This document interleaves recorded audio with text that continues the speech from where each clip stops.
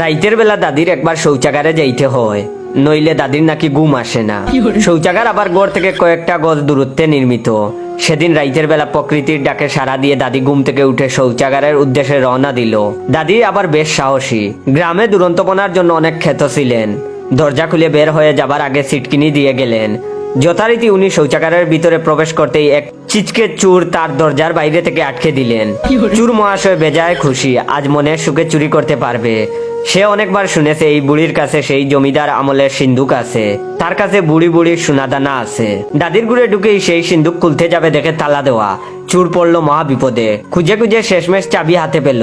চাবি দিয়ে খুলতে গিয়ে খুললো না তালা। পরে দাদির সুপারি কাটার জাঠি দিয়ে তালা ভাঙার চেষ্টা করলো। দীর্ঘ আধা ঘন্টার পরিশ্রমের পর তালা খুলতে পারে, কিন্তু তালা খুলে সে অবাক হলো, বেশ ভিতরে আরেকটা বাক্স আছে। চোর তো মহাদণ্ডে পড়ে গেল, এটারও তালা ভাঙতে হবে।